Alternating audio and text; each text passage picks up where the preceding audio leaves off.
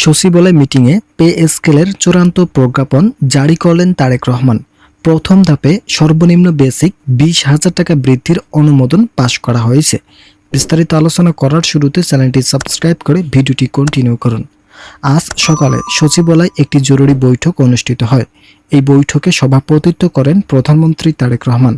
তার নেতৃত্বাধীন সর্বনিম্ন বেসিক 20,000 টাকা বৃদ্ধির বিষয়টি উঠে আসে।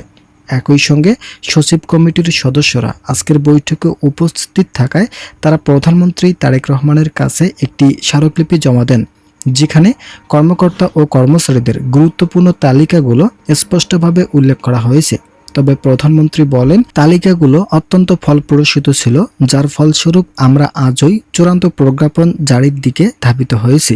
বিশেষ করে যারা নিম্ন গ্রেডের কর্মচারী আছেন তাদের আর্থিক দিকগুলো মূল্যায়ন করে চূড়ান্ত সিদ্ধান্ত নেওয়া হয়েছে। কর্মচারী বান্ধব সকল সিদ্ধান্ত কার্যকর করার ফলে সবথেকে উন্নয়নের শিখরে পৌঁছাবেন কর্মচারীরা।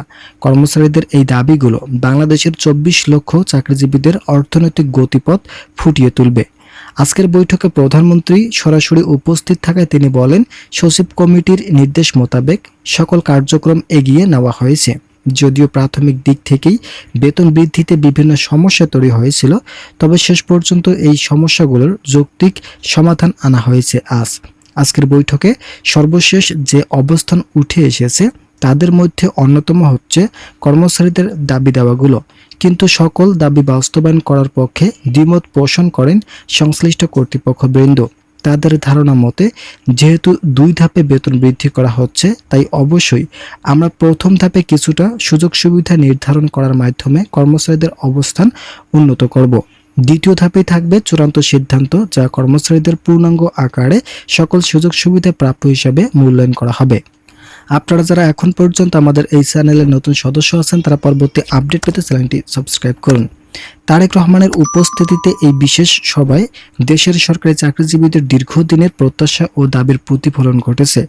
সভার শুরুতে অর্থনৈতিক পরিস্থিতির সামগ্রিক চিত্র বিশ্লেষণ করা হয় এবং বিদ্যমান মুদ্রাস্ফীতির সাথে সামঞ্জস্য রেখে এক সাহসী পদক্ষেপ গ্রহণের প্রয়োজনীয়তা তুলে ধরা হয়।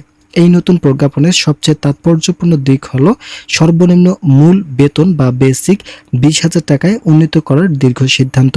দীর্ঘ সময় ধরে দ্রব্যমূল্যের ঊর্ধ্বগতির চাপে থাকা কর্মচারীদের জন্য এটি একটি বিশাল স্বস্তির সংবাদ। প্রথম ধাপে এই বেতন কাঠামো কার্যকর করার মাধ্যমে নিম্ন আয়ের সরকারি চাকরিজীবীদের জীবনযাত্রার মান উন্নয়নে একটি শক্ত ভিত্তি তৈরি করা হয়েছে। আজকের এই নীতি নির্ধারণী বৈঠকে সচিবালয়ের উচ্চ পদস্থ কর্মকর্তারা সর্বসম্মতভাবে এই সিদ্ধান্ত গ্রহণ করেন। তারা আলোচনার টেবিলে প্রতিটি ধাপে অর্থনৈতিক প্রভাব চুলচেরা বিশ্লেষণ করেন।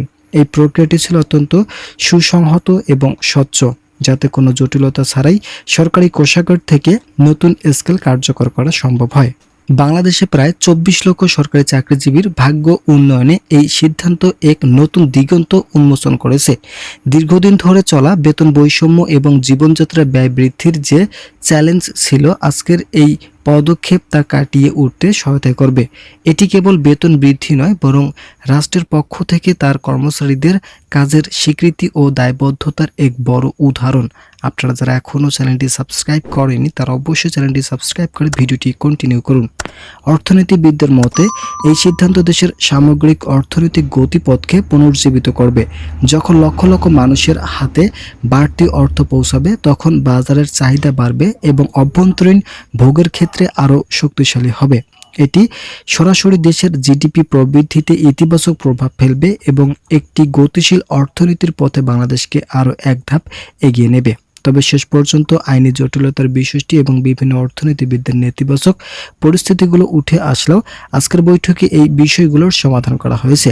শর্ত সাপেক্ষে IMF এর সদস্যরাও গুরুত্বপূর্ণ সিদ্ধান্তের কথা জানায়, তাই বেতন বৃদ্ধিতে আর নতুন কোনো সমস্যা সৃষ্টি হওয়ার সম্ভাবনা নেই।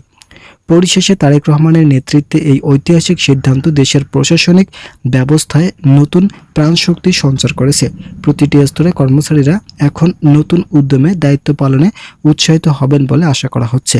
এই প্রজ্ঞাপন বাস্তবায়নের মধ্য দিয়ে সরকারি সেবার মান বৃদ্ধি পাবে এবং সাধারণ মানুষ তার সুফল ভোগ করবে, যা চূড়ান্ত বিচারে একটি উন্নত ও স্মার্ট বাংলাদেশ গড়ার পথে অগ্রযাত্রাকে ত্বরান্বিত করবে। মোট কথা, সরকারি চাকরিজীবীদের জন্য নতুন যে সিদ্ধান্তগুলো নেওয়া হয়েছে, এই সিদ্ধান্তগুলোর মধ্যে আইনি জটিলতা অত্যন্ত গুরুত্বপূর্ণ একটি অবস্থান ছিল। শেষ পর্যন্ত আজ যখন আইনি জটিলতাগুলো থেকে অপসারণ করা হয়েছে, সেক্ষেত্রে নবম জাতীয় বেতন স্কেলে আর নেতিবাচক কোনো পরিস্থিতি তৈরি হবে না। এখন থেকেই সরকারি চাকরিজীবীরা পাবেন সকল ধরনের সুযোগ সুবিধা। তো এই বিষয়ে বিস্তারিত আলোচনা করলাম। আশা করি ভিডিওটি থেকে অনেক উপকার পেয়েছেন। যদি উপকার পেয়ে থাকেন তাহলে অবশ্যই চ্যানেলটি সাবস্ক্রাইব করে আমাদের সঙ্গে থাকুন।